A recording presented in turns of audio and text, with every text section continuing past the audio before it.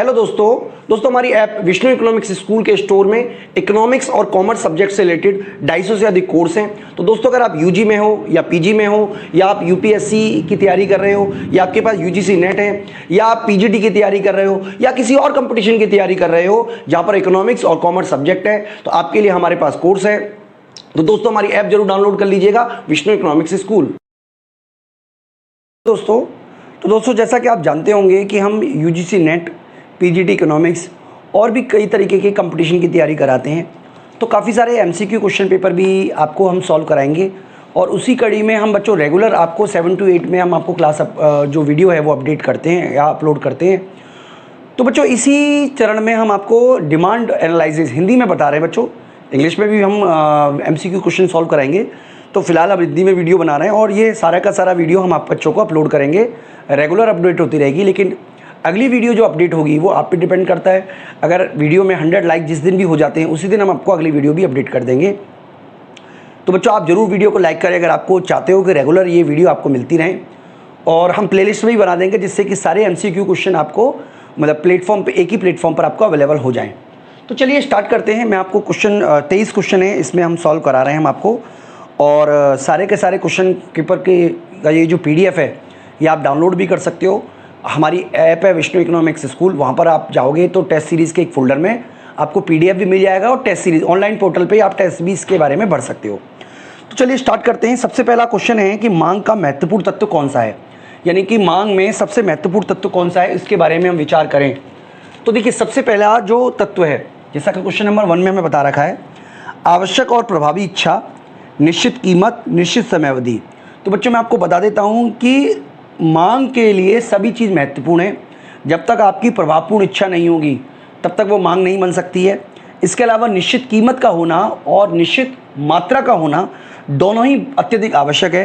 तो इस लिहाज से देखा जाए तो क्वेश्चन नंबर 1 का जो ऑप्शन है डी, उपयुक्त सभी, वो बिल्कुल सही माना जाएगा। तो हालांकि बच्चों इसमें ऑप्शन नहीं दिए हुए, लेकिन आपको याद रखना है कि उसी क्रम में हमने चुनना है। दूसरा है वे वस्तु जिनकी मांग किसी अन्य वस्तु की कीमत बढ़ने से कम हो जाती है, किस श्रेणी में रखा जाएगा। यानी कि एक वस्तु है जिसकी मांग जो है अन्य वस्तु की कीमत बढ़ने से कम हो जाए, तो ऐसी वस्तु को पूरक बोलते हैं। क्योंकि पूरक वस्तु वे वस्तु होती है जिसमें एक वस्तु की कीमत बढ़ने पर दूसरी वस्तु की मांग घट जाती है। यानी कि एक वस्तु की कीमत वे वस्तु जिनकी मांग किसी अन्य वस्तु की कीमत बढ़ने पर कम हो जाए उसे पूरक वस्तु ही कहा जाएगा। तो दूसरे का जो ऑप्शन ए है वो बिल्कुल सही माना जाएगा। मांग के नियम की प्रमुख मान्यता क्या है। तो बच्चों मांग का नियम कहता है अन्य बातें समान रहने पर कीमत घटने से मांग बढ़ेगी, कीमत बढ़ने से मांग घटेगी। तो इस स्थिति में जो ऑप्शन डी है वो बिल्कुल सही माना जाएगा। उपभोक्ता की आय स्थिर रहे नहीं, अन्य संबंधित वस्तुओं की कीमत स्थिर रहे ये भी नहीं, समय तथा परिस्थिति समान रहे ये भी नहीं। लेकिन तीसरे का जो डी ऑप्शन है उपरोक्त सभी, वो बिल्कुल सही माना जाएगा।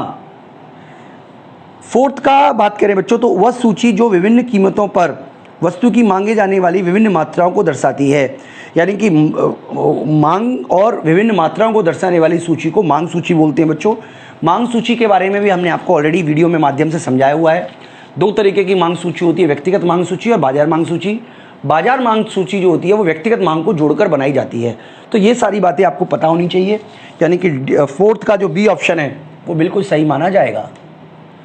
बात करें बच्चों फिफ्थ की कि संयुक्त मांग का उदाहरण क्या है। बच्चों देखो संयुक्त मांग वो होती है जो जिसमें आवश्यकता की पूर्ति मिलकर होती है। तो पत्रिका या अखबार तो सब संयुक्त मांग नहीं है। या तो आप पत्रिका पढ़ सकते हो या अखबार पढ़ सकते हो, बस में जा सकते हो, ट्रेन में जा सकते हो, घी या तेल में सब्जी बना सकते हो। तो ये जो है पूरक वस्तु की अगर हम बात करें या संयुक्त वस्तु की बात करें तो पेन और इंक। देखिए संयुक्त वस्तु और पूरक वस्तु में बेसिक अंतर यह है कि संयुक्त वस्तु में 2 से ज़्यादा चीज़ों की आवश्यकता होती है, ठीक है। पेन और इंक के अलावा आपको कागज़ की भी आवश्यकता पड़ेगी। तो इस तरीके की मांग को संयुक्त मांग बोलती है जिसमें बहुत सारी चीज़ों की जरूरत पड़ती है। तो 5वें का जो ए ऑप्शन है वो बिल्कुल सही माना जाएगा और चीज़ों के मुकाबले। छठे की बात करें बच्चों बेलोच मांग निम्न में से कौन सी होगी। तो मैं आपको बता देता हूँ कि टाई हो, कार हो, साइकिल हो, अनाज हो, इनमें से सबसे ज़्यादा जो बेलोचदार मांग होगी वो अनाज की होगी, क्योंकि बिना अनाज के जीवन नहीं कट सकता है। बेलोचदार मांग का मतलब है कि कीमत के घटने से आपको ज़्यादा वस्तुओं का प्रयोग करना पड़ेगा। सॉरी गलत बोला मैंने, कीमत के घटने से आपको ज़्यादा फर्क नहीं पड़ता है, ना ज़्यादा मांग होती है ना कीमत बढ़ने पर कम मांग होती है। तो इस तरीके से देखा जाएगा तो छठे का जो ऑप्शन है आप कह सकते हो अनाज सी, वो बिल्कुल सही माना जाएगा। बात करें बच्चों 7वें क्वेश्चन की, तो 7वें क्वेश्चन कह रहा है कि यदि एक वस्तु की कीमत बढ़ने पर बी वस्तु की मांग बढ़ जाती है। देखिए, अगर मान लीजिए ए वस्तु की प्राइस बढ़ रहा है और बी वस्तु की क्वांटिटी बढ़ रही है, तो ऐसी वस्तु प्रतिस्थापन वस्तु होंगी, क्योंकि प्रतिस्थापन वस्तु में ही एक वस्तु की कीमत बढ़ने से दूसरी वस्तु की मांग बढ़ जाती है, यानी कि ए और बी दोनों वस्तुएं प्रतिस्थापक हैं, यानी कि 7वें का ऑप्शन नंबर ए हम चुन लेते हैं आप बच्चों के लिए। ठीक है बच्चों, तो प्रतिस्थापन वस्तु के कौन कौन से एग्जाम्पल हैं आपको मुझे कमेंट बॉक्स में लिख के जरूर बताना है, मैं आपके कमेंट का वेट करूंगा बच्चों। तो 7वें में क्वेश्चन का आपको मुझे बताना है कि प्रतिस्थापन वस्तु के एग्जाम्पल कौन से हैं। इसके अलावा 8वां क्वेश्चन कह रहा है कि प्रतिस्थापन वस्तु या प्रतियोगी वस्तु का मांग वक्र किस तरीके का होता है। तो बच्चों देखिए, प्रतिस्थापन वस्तु का मांग वक्र हम बना के ही देख लेते हैं किस तरीके का होता है। मान लीजिए यहाँ पर हम लिख लेते हैं क्वांटिटी ऑफ बी, यहाँ पे लिख लेते हैं प्राइस ऑफ ए। तो जैसा कि हम जानते हैं कि एक वस्तु की कीमत बढ़ने से दूसरी वस्तु की मांग बढ़ेगी, तो इस तरीके का प्रतिस्थापन वक्र का डायग्राम होगा, प्रतिस्थापन वक्र, यानी कि प्रतिस्थापन वक्र का मांग वक्र धनात्मक ढाल का होता है बच्चों। तो इसी तरीके से आप बच्चों को कमेंट बॉक्स में बताना है कि अगर वस्तु पूरक है तो वस्तु का मांग वक्र किस तरीके का हो सकता है, क्योंकि देखिए ये क्वेश्चन भी आपको एग्जाम में पूछ सकता है। तो इस क्वेश्चन का आंसर आपको मुझे कमेंट बॉक्स में बताना है। तो मैं आपका जो आंसर क्वेश्चन नंबर 8 का ऑप्शन नंबर ए में चुन लेता हूं। क्वेश्चन नंबर 9 पे आ जाते हैं बच्चों। एक वस्तु की मांग निर्धारित होती है, किसके द्वारा निर्धारित होती है? स्वतंत्र चरों द्वारा, परतंत्र चरों द्वारा, अनुपातिक चरों द्वारा, स्थिर चरों द्वारा। तो बच्चों स्वतंत्र चरों द्वारा वस्तु की मांग निर्धारित होती है, यानी कि मांग को निर्धारित करने वाले सभी तत्व स्वतंत्र होते हैं एक दूसरे से, हम ये मान के चल रहे हैं। तो 9वें का जो बी ऑप्शन है वो बिल्कुल सही माना जाएगा। ठीक है बच्चों, मांग की लोच की अवधारणा का जो प्रतिपादन है वो किसने किया? तो आप एक बार में याद रखिएगा, मार्शल ही ऐसे व्यक्ति थे जिन्होंने इसकी प्रतिपादन किया है, मांग की लोच की अवधारणा का। तो 10वें का ए ऑप्शन बिल्कुल सही है बच्चों, मार्शल की ये थ्योरी है पूरी की पूरी। मांग में क्या सम्मिलित होता है? प्रभावी इच्छा बिल्कुल होती है, साधन उपलब्धता ये भी होती है, वस्तु खरीदने की और तत्परता। तो क्योंकि देखिए, अगर केवल इच्छा है, साधन है, पैसा है, लेकिन जब तक आपको उसको व्यय करने की तत्परता नहीं होगी तब तक वो मांग नहीं कहलाएगी। तो मांग में सभी तत्व शामिल होते हैं, जैसा कि इन चारों में बताया हुआ है। तो 11वें का जो डी ऑप्शन है वो बिल्कुल सही माना जाएगा। 12वें क्वेश्चन की बात करें बच्चों, व्युत्पन्न मांग किसे कहते हैं? देखिए, व्युत्पन्न मांग मैं आपको बता देता हूं। जैसे मेरी मांग यानी कि मैं अपनी इकोनॉमिक्स की बात कर रहा हूं, डिपेंड करता है एग्जाम पर। यानी कि अगर एग्जाम होंगे तो मेरी मांग होगी, एग्जाम नहीं होंगे तो मेरी कोर्स की मांग कम होगी। यानी कि बच्चे एसी की जो मैकेनिक है उसकी मांग व्युत्पन्न मांग है, यानी कि एक वस्तु की मांग स्वतः दूसरी वस्तु की मांग को जन्म दे देती है। एसी की मांग मैकेनिकों की मांग को जन्म दे देगी। ऐसी चीजों की जो मांग है इसको बोलते हैं बच्चों व्युत्पन्न मांग, यानी कि 12वें का ऑप्शन नंबर बी ऑप्शन जो है वो बिल्कुल सही माना जाएगा। 13वें क्वेश्चन की बात कर लेते हैं। 13वां क्वेश्चन कह रहा है कि अधिक कृषि उत्पादन होने पर गरीब रह जाता है, यानी कि अधिक कृषि उत्पादन होने पर भी किसान गरीब रह जाता है। इसकी वजह क्या है? यानी कि मांग की लोच के हिसाब से आपको बताना है। तो बच्चों, हमने ऑलरेडी एक वीडियो के माध्यम से पढ़ा हुआ है, हालांकि आपके हो सकता है कोर्स में ना हो, जिसमें हमने बताया था कि good news of farming become bad news of farmer, यानी कि अगर बहुत बड़ी मात्रा में उत्पादन होता है तो जो किसान है उसको नुकसान हो जाता है, क्योंकि ज़्यादा मात्रा में फसल होने की वजह से कीमतें कम होती हैं। तो इसकी वजह यह है कि जो एग्रीकल्चर वस्तुएं हैं उनका मांग वक्र इस तरीके का होता है, इस तरीके का बेलोचदार। तो बेलोचदार मांग वक्र होने की वजह से उनको कोई विशेष फायदा उत्पादन बढ़ने का नहीं होता है, यानी कि अधिक कृषि उत्पादन होने पर भी किसान गरीब इसलिए रह जाता है क्योंकि कृषि वस्तुओं की जो मांग है वो बेलोचदार होती है। तो 13वें क्वेश्चन का जो ऑप्शन नंबर ए है वो हम चुन लेते हैं बच्चों। 14वें क्वेश्चन की बात करें तो दिखावट या झूठी शान शौकत से जो प्रभावित होती है वे मांग कहलाती है। देखिए, झूठी शान शौकत से जो मांग प्रभावित होती है उसको हम बोलते हैं, ये मांग के नियम की पुष्टि करता बिल्कुल नहीं। प्रतिष्ठावान वस्तुएं, ये आप कह सकते हो, गलत बोला मैंने आपको, इसके लिए एक वर्ड यूज़ किया गया है, मतलब एक तरीके का आप कह सकते हो प्रतिष्ठा सूचक वस्तुएं कह सकते हो, या दिखावटी वस्तुएं बिल्कुल सही वर्ड है। वो मांग का नियम का अपवाद है, क्योंकि दिखावटी वस्तुओं की मांग तभी ज़्यादा होती है जब इनकी कीमत ज़्यादा हो। तो 14 क्वेश्चन का जो सी ऑप्शन है वो बिल्कुल सही माना जाएगा। बात करें बच्चों 15 क्वेश्चन की कि यदि देश में निर्यातकों की मांग बेरोजगार है तो विदेशों में माल उसको बेचा जा सकता है। देखिए, अगर मांग देखिए सिंपल समझ लीजिए कंसेप्ट को, मांग बेरोजगार है तो ऊंची कीमत होती है, ठीक है, ऊंची कीमत होती है, लेकिन उत्पादन बढ़ने का कम फायदा होता है, ये आपको याद रखना है। मांग अगर बेरोजगार है तो कीमत ऊंची होती है, इसलिए हम कहते हैं कि अगर निर्यातों की मांग बेरोजगार है विदेशों में तो आप उसे ऊंची कीमत पर बेच सकते हो। तो 15वें का ए ऑप्शन बिल्कुल सही माना जाएगा। बात करते हैं बच्चों 16वें क्वेश्चन की। 16वां क्वेश्चन कह रहा है कि यदि एक वस्तु की ऐसी है जिसका यातायात की मांग बेरोजगार है तो रेलवे भाड़े की दर रखी जाएगी।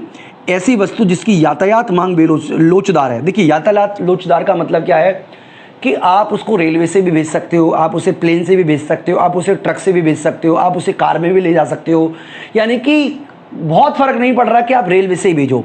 कुछ वस्तुएं ऐसी होती हैं जिनको आपको रेलवे से ही भेजना पड़ेगा, तो रेलवे का ऊंचा मजदूरी हो, ऊंचा किराया हो, तभी भी आपको रेलवे से भेजना पड़ेगा। लेकिन अगर ऐसी वस्तु है जो कि जिसके लिए और भी आपके पास विकल्प मौजूद है, तो इससे क्या फ़र्क पड़ता है कि रेलवे की मजदूरी दर कितनी है। यानी कि उस स्थिति में रेलवे को अपनी मजदूरी जो है वो नीचे रखनी पड़ेगी, क्योंकि ऊंची मजदूरी होने पर रेलवे से लोग कम सामान ढोएंगे। इसलिए 16वें का जो बी ऑप्शन है वो बिल्कुल सही माना जाएगा। 17वें क्वेश्चन पे आ जाते हैं बच्चों, जिसमें लिखा हुआ है कि एक देश को अपनी मुद्रा का अवमूल्यन तब करना चाहिए जबकि विदेशी बाजार में उसके निर्यातकों की मांग अधिक लोचदार हो, कम लोचदार हो। देखिए आप याद रखिएगा, यहां पर आपको समझना है अवमूल्यन, हम ऑलरेडी पढ़ चुके हैं बच्चों मुद्रा अवमूल्यन में आप याद रखिएगा, मुद्रा अवमूल्यन का मतलब है $1 जो है वो 50 रुपये है, तो सरकार जानबूझ के $1 की वैल्यू 60 रुपये कर देती है, इसे बोलते हैं मुद्रा अवमूल्यन। इससे निर्यात बढ़ता है और आयात घटता है, लेकिन इसके लिए भी शर्त है। शर्त क्या है कि निर्यात हो या आयात हो, दोनों की मांग लोचदार होनी चाहिए, या दोनों को जोड़कर भी मांग लोचदार होनी चाहिए। ये बेसिक रूल है जो इसकी शर्त है, ठीक है। ये हमारे ऑलरेडी इंटरनेशनल ट्रेड में हालांकि ये टॉपिक कराया हुआ है। तो आप यहाँ पे कंसेप्चुअली याद रखिएगा कि मुद्रा अवमूल्यन की स्थिति में निर्यात बढ़ता है, आयात घटता है, लेकिन ये तभी संभव है जब आयात और निर्यात दोनों की मांग जो है वो लोचदार हो, ठीक है जी। तो ये आपको बेसिक बात है जो याद रखना है, यानी कि अगर लोचदार नहीं है तो कोई फायदा नहीं होगा। यानी कि 17वें का जो ए ऑप्शन है वो बिल्कुल सही माना जाएगा। 18वें क्वेश्चन पे आ जाते हैं, जिसमें कह रहा है कि जब किसी व्यक्ति की आय में वृद्धि होती है तो उपभोक्ता के लिए निकृष्ट वस्तुओं की मांग, घटिया वस्तु की मांग कम हो जाती है, क्योंकि घटिया वस्तु का जो आय प्रभाव होता है वो नेगेटिव होता है। बच्चों आपको मुझे बताना है कि सामान्य वस्तु का आय प्रभाव कैसा होता है, कमेंट बॉक्स में आप अपना आंसर जरूर लिखिएगा। तो मैं आपको यहाँ पे बता रहा हूँ 18वें का बी ऑप्शन बिल्कुल सही है, ठीक है बच्चों। अगला जो 19वां क्वेश्चन है वो कह रहा है कि अगर कीमत उपभोग वक्र ऋणात्मक है तो मांग की लोच कैसी होगी। बच्चों ये वाला टॉपिक भी हमने करवाया हुआ है, मैं आपको एक बार यहाँ पे समझा देता हूँ। देखिए मैं आपको बताने की कोशिश कर रहा हूँ, अगर आपको मेरी बात समझ में आ जाए तो ये मान लीजिए हमारा है प्राइस, तो ये प्राइस के गिरने से हमारी जो लाइन है बजट लाइन ये आगे की तरफ चली गई, तो कंज्यूमर इक्विलिब्रियम भी चेंज हो जाएगा। अब कंज्यूमर इक्विलिब्रियम मान लीजिए बिल्कुल सीधा आता है, इस जगह पे आता है, तो इस केस में ईडी जो है वो इक्वल टू 1 है, नीचे जाता है तो ईडी मोर देन 1 है, ऊपर आता है तो ईडी लेस देन 1 है, इसके ऊपर आ जाता है, यहाँ पे इस जगह आ जाता है ईडी इक्वल टू 0 है, और पीछे आ जाता है तो ये आप कह सकते हो गिफिन वस्तु है। यानी कि अगर ये नीचे की तरफ आ रहा है तो वस्तु की जो मांग की लोच है वो 1 से ज़्यादा है, ये हमने ऑलरेडी कराया हुआ है। यानी कि अगर पीपीसी उपभोग वक्र ऋणात्मक ढाल का है तो जो मांग की लोच होगी वो इकाई से अधिक लोचदार होगी। 19वें का सी ऑप्शन आप चुन लीजिएगा। 20वां कह रहा है कि विकासशील देशों के लिए मशीन की आयात मांग लोच कैसी होगी। तो बच्चों जो देश विकासशील हैं उनके लिए मशीन की जो मांग है वो बेलोचदार होगी, ये आप याद रखिएगा। 20वें का जो सी ऑप्शन है वो बिल्कुल सही माना जाएगा। 21वें की बात करें कि यदि मांग पूर्णतः बेरोजगार मांग है तो कीमत में वृद्धि होने से मांग पर कोई प्रभाव नहीं पड़ता, चाहे वो 2% हो, चाहे वो 10% हो, चाहे वो 100% हो। इस स्थिति में क्योंकि मांग नहीं घटेगी ना बढ़ेगी, इसलिए 21वें का 0 ऑप्शन ही हम चुनेंगे, बी ऑप्शन। ठीक है बच्चों, तो लास्ट के 2 क्वेश्चन हमारे रह गए, वो भी हम एक बार देख लेते हैं। अनंत लोच को प्रदर्शित करने वाला मांग वक्र। देखिए अनंत मांग की लोच मैं आपको बता देता हूं फिर से एक बार।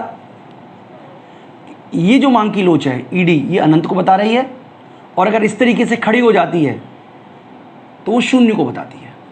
तो इस स्थिति में आप कह रहे हैं अनंत, तो इसका मतलब ये क्या होगा, हॉरिजॉन्टल होगा या वर्टिकल होगा, या डाउनवर्ड होगा या अपवर्ड होगा, यानी कि ना तो झुका हुआ होगा, ना उठा हुआ होगा, ना लंबवत होगा, बल्कि हॉरिजॉन्टल होगा, ऐसा parallel to O X axis, horizontal.